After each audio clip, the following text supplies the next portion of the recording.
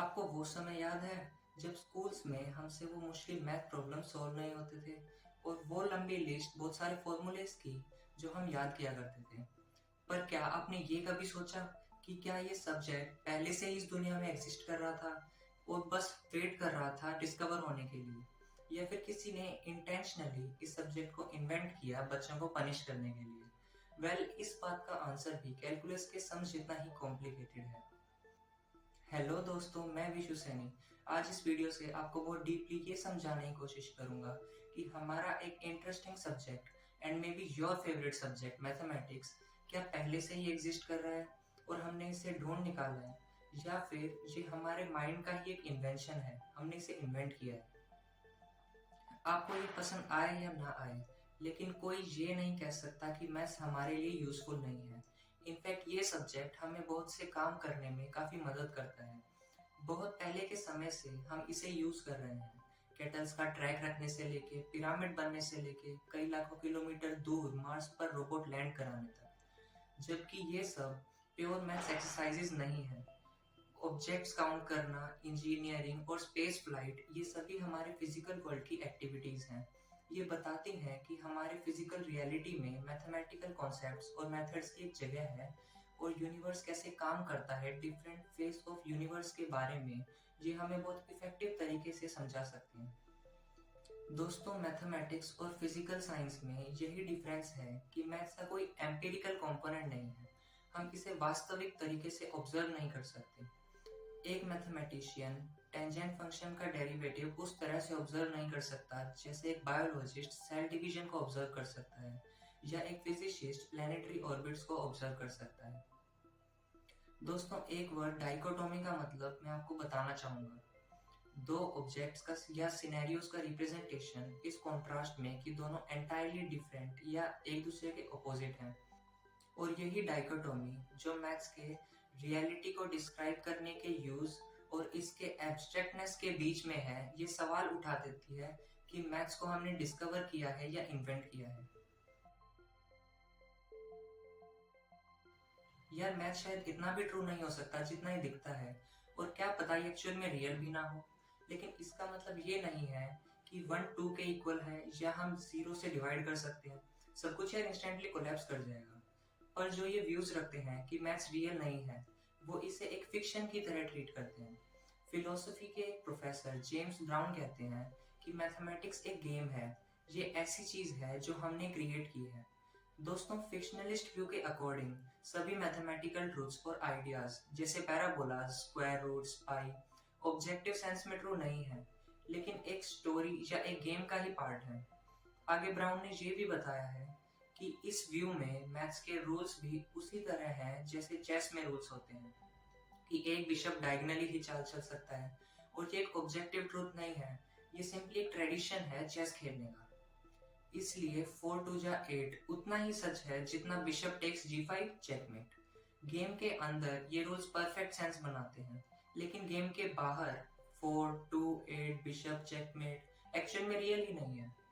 इस नजरिए का या इस व्यू का एक इंटरेस्टिंग रेलेवेंस है कि मैथ्स के रूल्स चेंज किए जा सकते हैं, चाहे गेम अच्छा होता जाए या और बुरा हो जाए। मैथ्स कुछ बेसिक रूल से चलता है जिन्हें हम एक्सियोम्स कहते हैं, जिनसे सभी मैथमेटिकल थ्योरम्स बनी हैं। अगर ये रूल्स चेंज हो गए तो मैथ्स भी इनके साथ चेंज हो जाएगा। इससे एक कंक्लूजन निकल के आता है कि मैथ सेट ऑफ रूल से बना है जिन्हें हमारी नीड के अकॉर्डिंग फिट होने के लिए इन्वेंट किया गया है। लेकिन मैथ्स इन्वेंट करने का मतलब क्या है? दोस्तों, मैथमेटिशियंस हर समय नए नए फॉर्मूलेज या इक्वेशंस बनाते रहते हैं। मैथमेटिकल ऑब्जर्वेशंस को फॉर्मलाइज करते हैं न्यू रूल्स में। एक एग्जांपल के साथ आपको बताता हूँ कि ये कैसे होता है। हम वो famous paradox of infinite sums का एग्जांपल लेते हैं, जिसके बारे में सबसे पहले ग्रीक फिलोसोफर ज़ेनो ने बताया था। लेट्स एज्यूम कि आप एक टेबल पर बैठे हो और दो ऑब्जेक्ट्स के बीच के डिस्टेंस को मेजर कर रहे हो, और आपने नोटिस किया कि आप उन दो ऑब्जेक्ट्स को कितने भी पास ले आओ, तब भी उनके बीच काफी डिस्टेंस बच जाता है। बट कैसे? आपने उन दो ऑब्जेक्ट्स के बीच में लाइन ड्रॉ करी और एक ऑब्जेक्ट को दूसरे ऑब्जेक्ट की तरफ बढ़ा रहे हो। एक पॉइंट आएगा कि वो ऑब्जेक्ट हाफ वे कवर कर लेगा, वो उस डिस्टेंस के आधे रास्ते तक पहुंच जाएगा और फिर आपने नोटिस किया कि बाकी के बचे हाफ डिस्टेंस का भी एक हाफ वे आएगा और आगे उसके बचे हाफ का भी, एंड सो ऑन। अगर आप सभी पॉइंट्स का ट्रैक रखो, एक half, then a half plus a quarter, और फिर half plus a quarter plus an eighth and so on, तब आप देखोगे कि सभी सम्स उस फाइनल पॉइंट की तरफ अप्रोच कर रहे हैं। आप उस फाइनल पॉइंट को 10 मान लो। पहला हाफ क्या है, 5, प्लस फिर नेक्स्ट हाफ का हाफ 2.5, प्लस उसका next 1.2 something, and this whole sum is approaching to 10। आप एंडलेसली डिवाइड कर रहे हो डिस्टेंस को हाफ में, और आपकी कैलकुलेशंस बता रही हैं कि सभी इनफाइनाइट नंबर्स को ऐड करने से आपको फाइनल नंबर मिल जाएगा 10। बट ये आइडिया तो रिडिकुलस लगता है, बिकॉज आप इनफाइनाइटली नंबर्स को ऐड नहीं कर सकते, इट्स नॉट पॉसिबल। लेकिन इस वजह से आप यहाँ रुक थोड़ी ना जाओगे। आप एक ईगर मैथमेटिशियन हो जिसने एक बहुत अच्छी ऑब्जर्वेशन की है अभी, और फिर आप उसे फॉर्मलाइज करोगे जो अभी आपने ऑब्जर्व किया। आप नए फॉर्मूले, नई इक्वेशंस बनाओगे।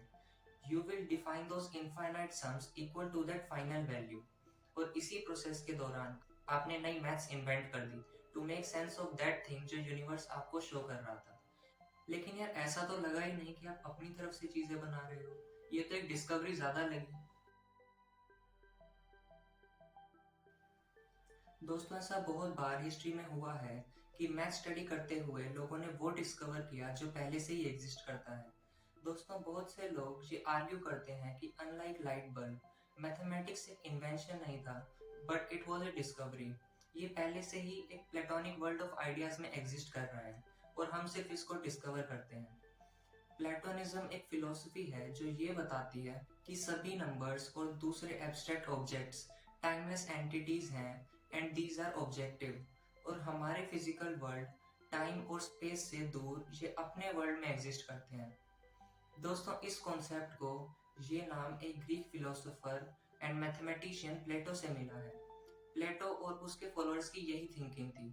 कुछ मैथमेटिकल आइडियाज तो इतने फंडामेंटल हैं कि अगर आप उन्हें डिस्कवर भी नहीं करते तो वो कोई और कर लेता।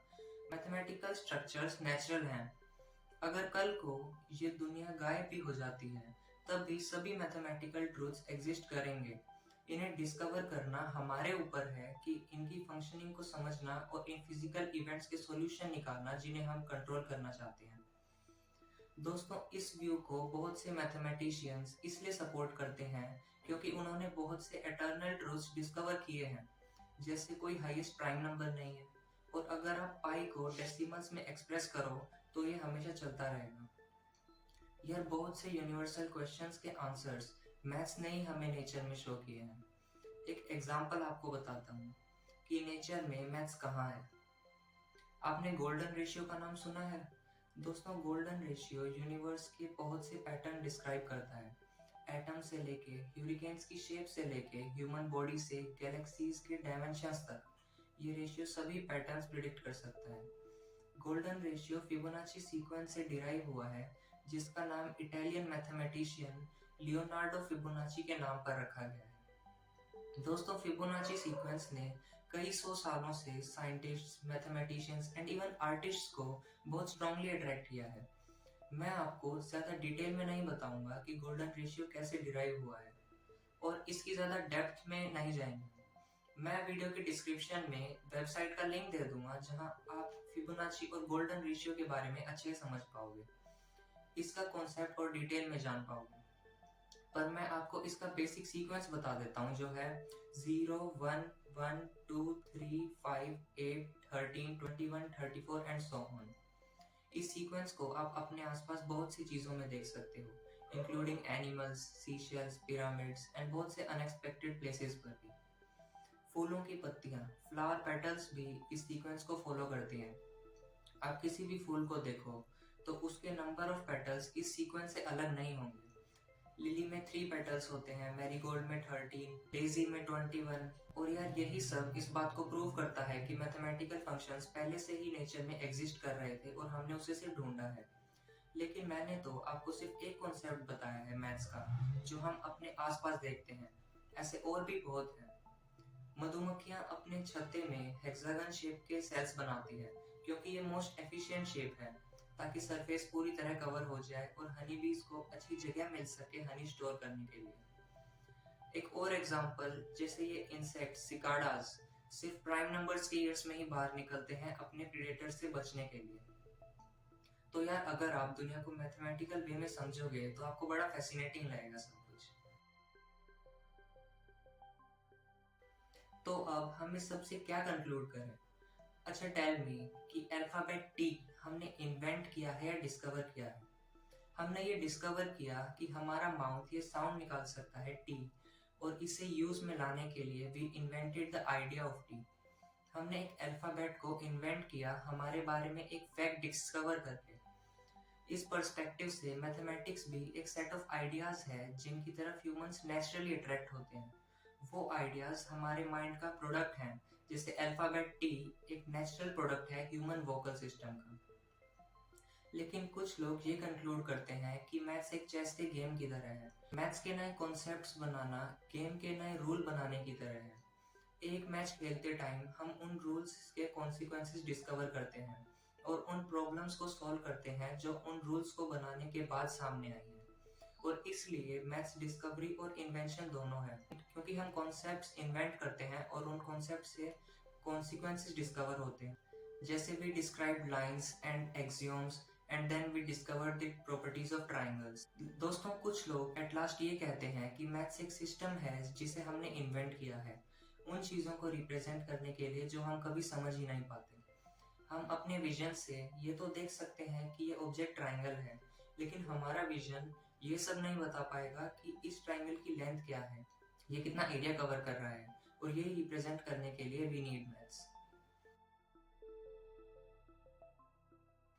दोस्तों, आप देखोगे तो ये सभी कंक्लूजन्स एक दूसरे से रिलेट कर रहे हैं, और फाइनली इस सब को सम अप करके हमें ये पता चलता है कि मैथ्स कभी कुछ भी नहीं था जब तक किसी ने इसको एग्री नहीं किया था और इसे यूज में नहीं लाए थे, इम्प्लीमेंट नहीं किया था और इसे समझा नहीं था। हमसे पहले कभी किसी बायोलॉजिकल क्रिएचर ने इन कॉम्प्लेक्स सिस्टम को यूज ही नहीं किया था। दोस्तों, रुपीस की वैल्यू मैथमेटिकली मेजर होती है, पर अगर ह्यूमंस ही गायब हो जाए तो वो पीस ऑफ पेपर तो रहेगा, लेकिन उसकी वैल्यू हमारे साथ ही गायब हो जाएगी।